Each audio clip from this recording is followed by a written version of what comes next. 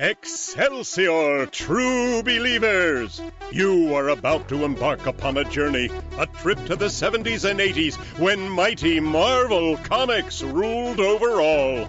The Defenders, Doctor Strange, the Champions, Deathlock, the Submariner, the Incredible Hulk, Killraven, the Son of Satan, the Macabre Man-Thing, and all your other Bronze Age favorites every week appearing on Defenders Dialogue. Now here are your guides, Christopher Golden and Brian Keene. Excelsior, true believers. Excelsior indeed, and welcome back to Defenders Dialogue. I'm Brian Keene. And I'm Christopher Golden. Good morning, Brian. Good morning, my friend. How are you? I'm doing well. I have to point out that, I confess that there aren't a lot of modern comics that I read that are aside from sort of, I'm a huge Terry Moore fan. I'm a huge, of course, everybody knows Mike Mignola fan. I'm an Ed Brubaker fan. But there are a handful of superhero comics that I continue to read. And of course, primary among those is the Avengers. Right. And I just read the latest volume of Jason Aaron's Avengers run, which is the volume 7, The Age of Khonshu. And I bring this up because I have to recommend it to you because it is the most batshit crazy Avengers story that I've read in forever. Basically, there's some millions of years old plot by Mephisto to take over the multiverse, and somehow Khonshu, the god of the moon, is aware of this. And in order to stop Mephisto, he convinces Moon Knight and empowers Moon Knight. So Moon Knight basically goes and steals all of the powers of like Iron Fist and Doctor Strange and all these other characters to turn the Earth into the world of Khonshu, basically. And it's full of mummies and Egyptian warriors and werewolves and it's crazy. And at this point, Blade and Ghost Rider are members of the Avengers. It's like, and it's very, it has this sort of kinetic lunacy of the classic Gerber Defenders. So I knew that I had to recommend it to you. Moon Knight. It is in the Avengers, but yes, Mark Spector Moon Knight, the guy who fights villains like Midnight the Art Thief and Morpheus the Mutant and Scarlet. Yeah, but the thing is that Moon Knight, and I'm sure that part of this is the plan. Like a lot of writers of our era love Moon Knight, as I do. I'm the biggest Moon Knight fan in the world, but no, I will take you down. Let's go. Because when I was in college, I took a screenwriting class, and I think I told you this, that maybe I didn't. My as part of the class, you had to write Act 1 of a screenplay and like work it through the whole semester, and mine was Moon Knight. Yeah. I once had literally every single appearance of Moon Knight ever in the Marvel Universe in floppy comics, the original floppy comics. I mean, I was like and magazine, crazy Moon Knight fan, wrote into Marvel Age. It was published in Marvel Age, my letter about Moon Knight. So yeah, my one and only letter to Marvel. So huge Moon Knight fan, even liked him in West Coast Avengers, and so I think because of the TV show, which I'm really excited about, starring Oscar Isaac as Moon Knight. And two of my friends, Justin Benson, Aaron Moorhead, are going to be directing some of the episodes. Excellent. So I'm super excited about that. They're terrifically talented, and that is very good news for the show. So needless to say, I was excited to get to this collection. And I love it because it's crazy. And by the end of it, Moon Knight is back to his what? Okay, so he's not at the end. He's not walking around with the powers of the Beyonder. No, nothing like that. Okay. Nothing like that. By the time by the time we're over, in fact, spoilers, at the end, despite everything he's done, Black Panther, who's the current leader of the Avengers, basically says, look, you're a total fuck up and you're insane. But you did the right thing in the end, and I understand why you did the things that you did. And so why don't you become an Avenger? We can keep an eye on you and you can actually be helpful. And Moon Knight's like, nah, man, I tried to save the world from Mephisto. You guys stopped me. So now that's on you. That's your problem. I'm going back to doing what I do best. And so I love that. And I think it's a great way to get people who are unfamiliar with the character in the flagship Marvel comic, The Avengers, so that when the show comes, they'll go, I remember that guy. Right. Now, I had read online, and folks, we promise, we'll get to Man-Thing issues 15 and 16 in a moment. We will. But I was so excited to talk to you about this because I knew you loved Moon Knight, and it reminds me so much of the tone, like I said, of the Bronze Age crazy. Now, I had read online that Jason Aaron has also made Conan, the Barbarian and Avenger. Is that true? Or? Well, I have not read those comics because there was a crossover that had Conan in it. And then there's a series that I haven't read called Savage Avengers that has Conan in it. Okay. But I have not read that. That was always my favorite. You of course you remember What If. Of course. My favorite issue of What If, and they did this twice, and my favorite was the second one, in which has Conan in full Clint Eastwood Dirty Harry pose on the cover with a gun. It was What If Conan was transported to the modern day Marvel universe, and he becomes a bad guy. He becomes like this drug dealer in New York, and they send Thor to take him down. He whoops Thor's ass, and finally it's Captain America who beats him. But I always liked that. On that sort of similar level, I know you as well. I'm just such a huge fan of Killraven. And I know I brought this up on the show before, but in Kurt Busiek's run on the Avengers, I'm pretty sure it was Busiek's run, he brought Killraven back in time into the current Marvel universe, and left him there. And we haven't seen him since. Of course, I have many pitches that Marvel never approved. Me too. Most of which you folks can read on my Patreon, because what else am I going to do with them? I'll throw them up on Patreon. But the one I'm saddest about, and the one that editors at Marvel and other creators at Marvel actually lobbied for them to pick up, and it still didn't get approved, was my pitch for Exiles, which is, of course, Marvel's time-traveling team. I wanted Killraven and the original Deathlock and the Elf with a Gun. It was Shauna the She-Devil, Iron Man of 2020. It was this whole wacky team, and Marvel they never approved it. Yeah, well, it's all the cool characters that don't have a home elsewhere. Exactly. And we'll get to Man-Thing now, but the thing like that is that Snigoski and I did a pitch years ago for Guardians of the Galaxy, and our Guardians of the Galaxy pitch included Erica Killraven, the daughter of Jonathan Raven. Right. Yeah. Nice. So, fun stuff. Anyway, so you should read Avengers: Age of Khonshu. I think you'd enjoy that. I will check it out. My oldest son, who turned 30 this year, he reads all the current stuff, and he gets it in trade, so I can borrow that from him and read it.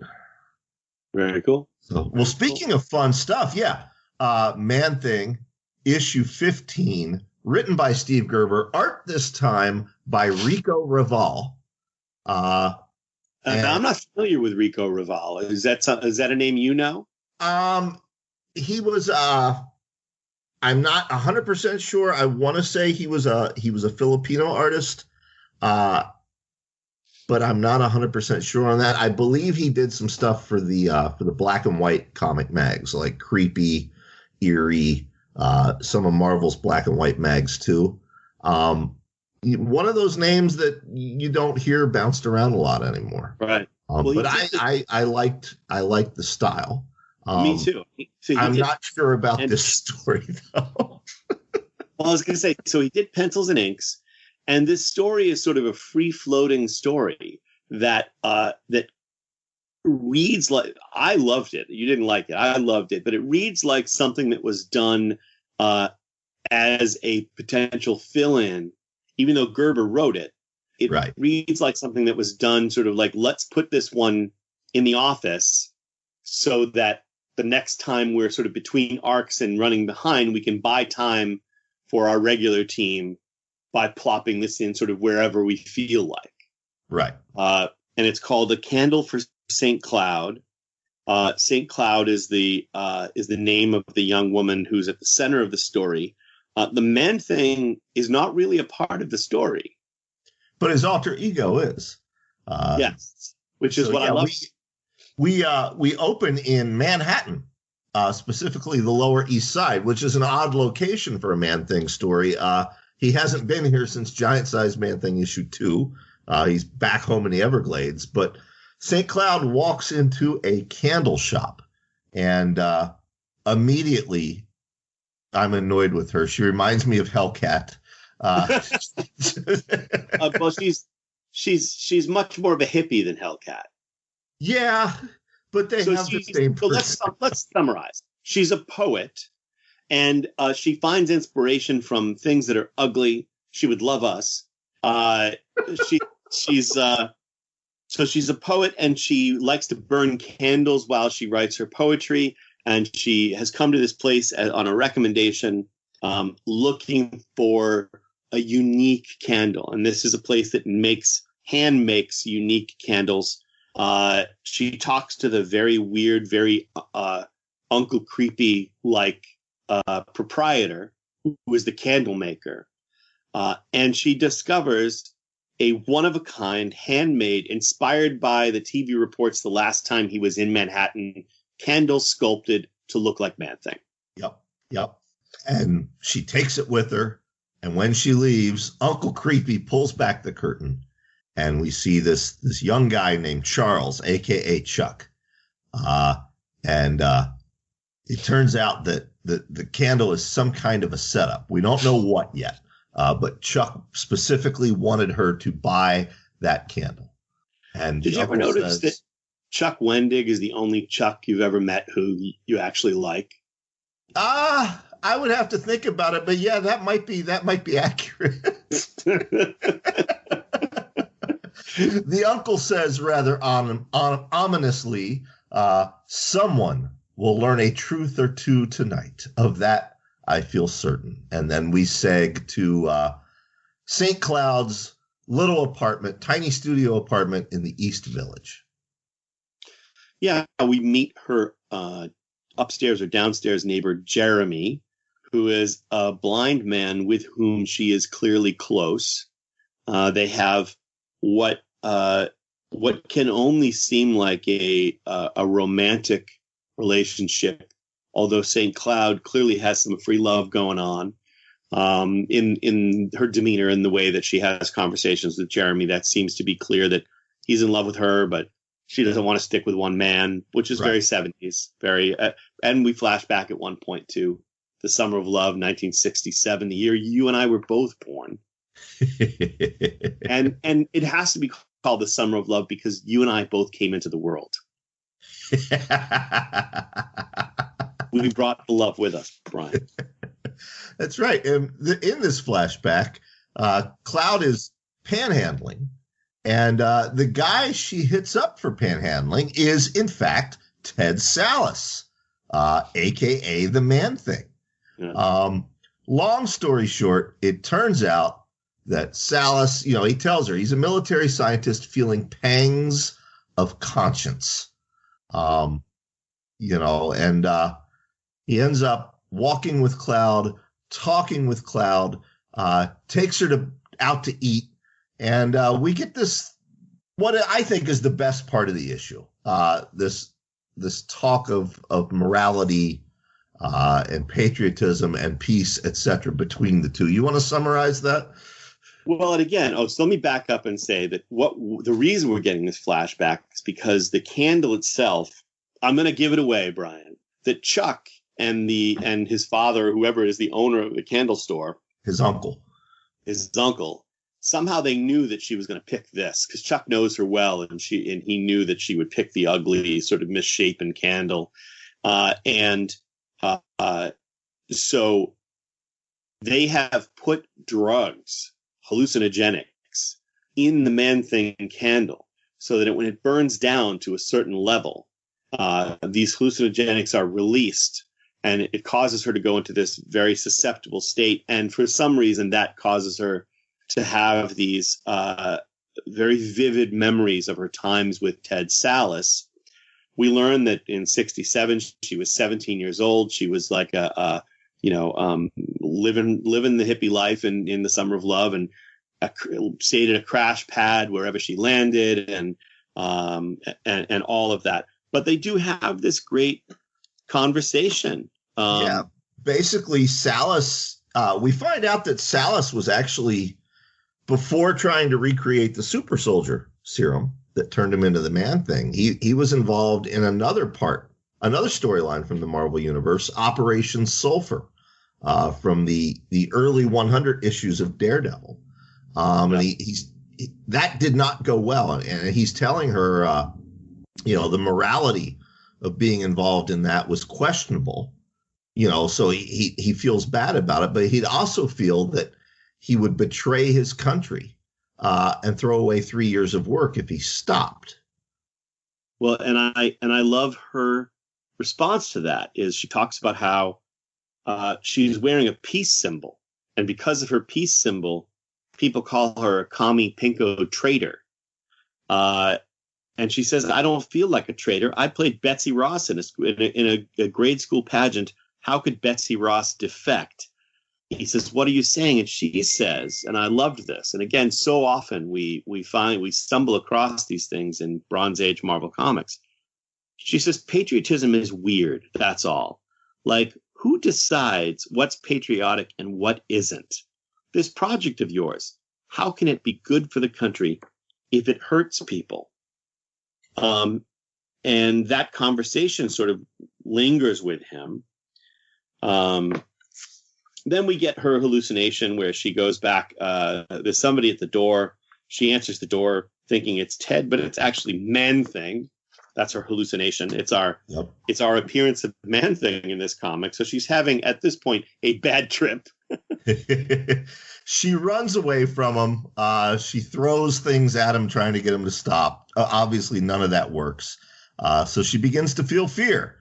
What happens when something feels fear in the Man-Thing's presence, Chris? It burns at the Man-Thing's touch. That's right. So she feels... She comes out of it. Yeah. Her wrist is burning. And then we find out, no, it wasn't the Man-Thing burning her wrist. It was the Man-Thing candle. It snaps her out of this bad LSD trip. Yeah. Well, then Jeremy arrives. He's checking on her. He's worried about her. And she never lets somebody be in the room when she's writing her poetry. But in this case, she's so freaked out. She invites Jeremy in. They sit on the sofa together. Things are getting a little cozy as the candle continues to burn down. And now they're both under the influence as the second layer of hallucinogens in the candle hits. Jeremy somehow now sees a whole bunch of colors, even though he's blind. And he says he can see. And we get the second flashback to Cloud with Ted Sallis. Now, we're told that this flashback takes place in September 1967. So as Ted Sallis and Cloud are hanging out in Central Park, little Brian Keene is being born. There you go. Exactly. Maybe you are the child of Cloud and Ted Sallis. I don't know. No, I don't see that. You have been called a Man-Thing. I have. I've been called a giant size Man-Thing. Yeah, but you've lost a little weight since then. I had to. This scene reminded me so much, and I don't want to belabor it, but sort of sum it up. It reminded me so much of the scene in A Christmas Carol, where I can't remember.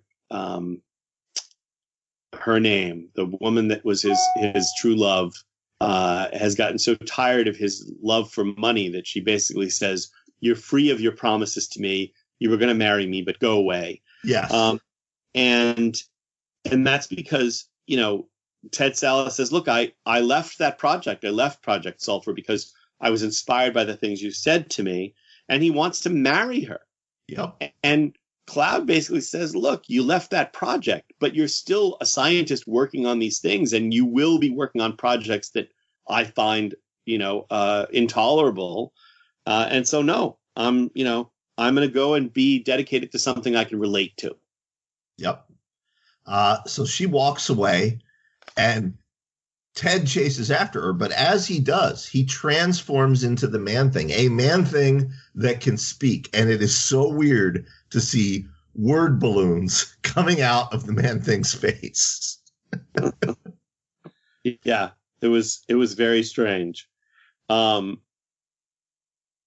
he's talking about it, which is weird because I don't know how this hallucinogen, there's magic in the candle as well. Right. Because certainly Cloud in her real life doesn't know that Ted Sallis and Man-Thing are one and the same. That's right. So and somehow she wouldn't know because Ted tells her, "You were right. I wanted you to know I realized that while the swamp was mingling with me, twisting my mind and distorting my body." So, we get a glimpse at the final lucid thoughts of Ted Sallis here.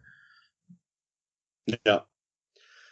So then we find out that the whole thing is just a setup by Chuck, because Chuck did this so that he could burst in and be her rescuer, so that he could present himself as a white knight, thinking that then she would fall in love with him because he had rescued her from whatever sinister things this candle is doing to her.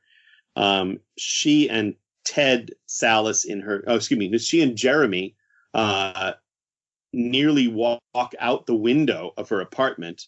And Chuck comes in.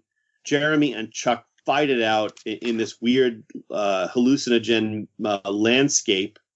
And Chuck falls down, and what appears to be the burning touch of the Man-Thing covers his face and eyes. But in fact, we come out of the hallucinogenic trance and we see that it's actually just the melted wax from the candle pouring into his face.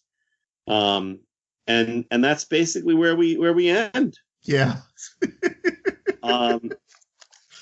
I really liked this. It was sort of a breath of fresh air story, and I liked it a lot better than I liked the next story, which is similarly weird and crazy, and even significantly more political, particularly in the light of today, than the previous one. I love Marvel Universe Rock and Roll Stars. When we covered J.M. DeMatteis's run on the Defenders, of course, Asmodeus Jones was a stand-in for Ozzy Osbourne. In this issue, Steve Gerber with John Buscema on art and Tom Palmer on inks, they bring us a decade earlier a stand-in for David Bowie, Yes. Eugene the Star Spangler. And all I can think is a guy named Eugene Spangler in the 70s as a rock star would have changed his name.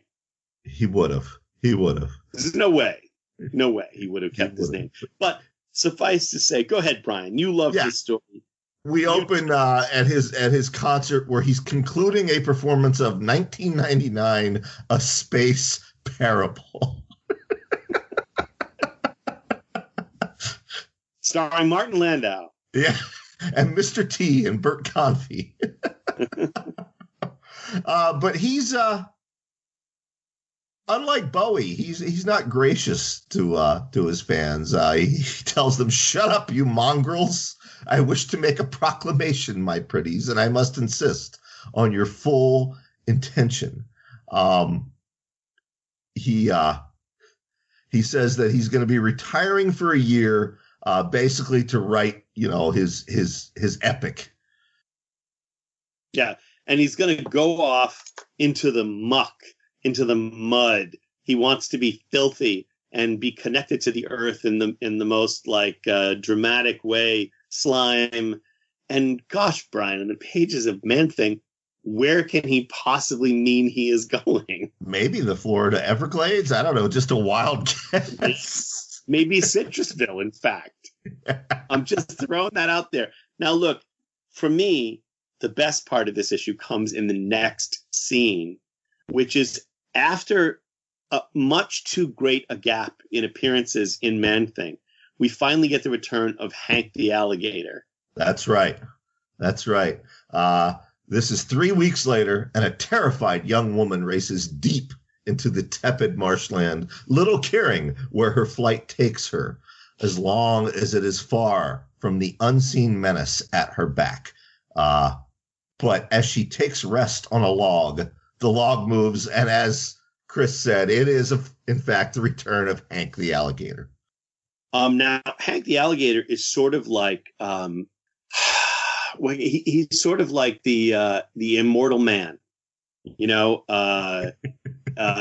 or any of these characters, because no matter how many times Man-Thing kills him, he returns to the pages of Man-Thing. In this case, however, once this terrified young woman flees the scene, Man-Thing no longer feels that emotion of fear, no longer feels like it's a good idea for him to try to kill this alligator. So Hank actually gets away scot-free in this issue. Yeah, he does. But as the Man-Thing lets Hank drop, and Hank scurries away. And this is the point at which the issue takes a drastic right turn for me. But go ahead. And this is the point. This is the Brian Keene novel section. Now, I would love this if it were in a Brian Keene novel. But yeah, go ahead. What are you saying? That it's clear in all of my 52 books that Steve Gerber was a major influence on me? Yes, but also I do feel like in your novels, you do touch base on the rot of masculinity. Well, yeah, I do. Actually, it's funny you mentioned this. Mary San Giovanni and I were just talking about this last night. She says and I'm paraphrasing her, but basically what it boiled down to is she can't think of a better example of a bridge between the toxic masculinity lessons of the 70s and 80s and what men are expected to be now than me. And I wasn't sure if she was complimenting me or not. I think that is a compliment. I think that's, so it seems to me that Gerber was doing the same here, right? Well, maybe. But this what story happened? is addressing that. But go ahead. You do it because this is something you share. Hank goes slithering off, and before the Man-Thing can even... Well, he can't catch his breath, but before he can even recover from his battle with Hank, a Viking shows up and cleaves the Man-Thing's chest open with his big old battle axe and demands to know where the girl is. And let's say about this Viking that he's in animal skins. He's got an animal skin cloak, a fur cloak. He looks a lot like that jackass that we saw at the Capitol. He reminds me very much of that. If his face were painted, he would remind me very much of the jackass at the Capitol. Yeah. We get some dialogue. We'll cover that in a minute. We'll cover what he really is in a moment.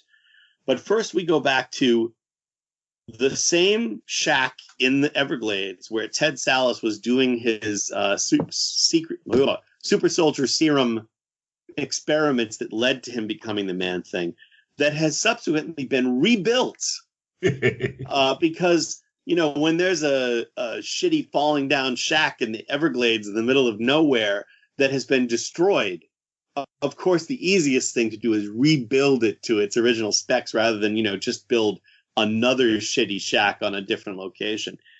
It's now inhabited by Eugene the Star Spangler, and I feel so moronic even saying the name, and his followers, whom he treats like garbage. This scene, go ahead, Brian, because I'm sure you appreciate this much more than I do. Go ahead. Eugene is still composing his great epic, but it's not enough. It does not grovel. It does not submit. The words do not cling and cloy and sicken the belly. It's like Nick Piccioni set to music. It's exactly what it is. So he buries himself in the mud of the swamp. He's writhing around in it. All his bandmates do the same thing. He insists they all do the same. Yeah.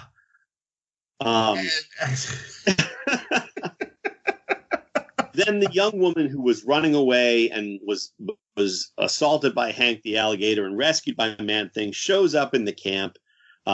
She is taken in by Eugene the Star Spangler, and we learn her story and the story of the Viking pursuing her, who is in fact her grandfather. That's right. Now let's flash back to the Viking with the Man-Thing, because as he's ranting to the Man-Thing, he says, they ruined the whole earth, made it unfit for a man to walk. It's just him against all the millions of milksops, millions clawing with their neat little fingernails and soft little hands. They drag the men down by their weight. Grandpa is not down with what has happened to modern man in the 70s. Yeah. I think we can safely say he would have been at the Capitol on January 6th in that outfit and with that Viking battle axe. Yep. He's out to obliterate anyone he thinks has undermined the concept of masculinity. And he actually doesn't think any other modern man aside from himself is masculine enough. They're not men. Anyone else is not a man. So at 65 years old, he was working a job as a longshoreman, stronger and more capable than his last name is Josephson, by the way. And the boss comes and says, look, you're retired. You retired last week. The union is just directing you to get off of this work site. You can't be here. And he's basically, look, I'm stronger than any 10 of these guys. And he throws his union rep away. The police are going to come. He beats the crap out of all the police and goes off shaking his fist, Brian. And he says, you call yourselves men? You're toy men, not a backbone in the lot. So he decides, as is completely sane and normal and natural, that he's going to go off and dress like a Viking and go around with a battle axe and kill every male that he encounters who doesn't live up to his standard of masculinity. That's right. Yeah, that's right. I would think that Eugene the Star Spangler would be very high on his list. Well, in fact, he has made a list, as these guys tend to do. And Eugene the Star Spangler is on that list of men he intends to kill, or of non-men he intends to kill. That's right. And it just coincidentally that Eugene the Star Spangler happens to fall in his path during this issue of the Man-Thing. That's right. Do we even want to get to Eugene's story, or do we just want to gloss over that? No. It's like, what is the whole thing with the Nazi in the middle of the swamp? It's like this is Eugene telling his story. Right. Yeah. It's so, because the young woman here has told Eugene the story of her grandfather, he thinks it's so crazy that he shares with her some kind of crazy nonsense version that might as well be like Jabberwocky. Yeah. And while he's telling the story, Grandpa shows up. He's tracked him down, and it's Grandpa versus Eugene. Yep. I feel like we could, at this point, make up the events of an issue of Man-Thing, and people would believe us. Yeah, and those who don't read along with us absolutely would. Like, I think if we stopped right now and said, this actually isn't the plot of Man-Thing number 16, we've just made this whole thing up. Right now, people listening to this are going, wait, did they? Did they just make this whole thing up? You decide, folks. Yeah. The Man-Thing shows up, because it's his book. That's what he's going to do. And he tries to stop Grandpa. So then, Grandpa turns his rage on the Man-Thing, and is winning. He's knocked the Man-Thing off his feet. He's winning. Everybody's running. But then Grandpa throws his axe and hits Eugene square in the chest. Yeah, and weirdly, Eugene doesn't have the same reaction to this that the Man-Thing does. He falls dead. Grandpa is now about to kill his granddaughter. Yeah, berserker rage. The Man-Thing takes Grandpa by their arms, and Grandpa is scared. So he burns. The young woman runs off. Eugene is dead. Grandpa is burned. Man-Thing goes back into the swamp. And we see the last lines of the song that Eugene the Star Spangler was writing. And it says, and since the world don't matter, why answer when it calls? Just laugh as you lay dying, and you'll outlive them all. I really didn't like this issue. Both of these issues fell very flat for me. I mean, I get what Gerber was doing. I think they suffer from. Yeah, I get what he was doing, but I think both of them were great ideas. But like we said, at this point, he's writing so many books for Marvel. He's doing Daredevil. He's doing Guardians of the Galaxy and Marvel Presents. He's doing Son of Satan. He's doing The Defenders.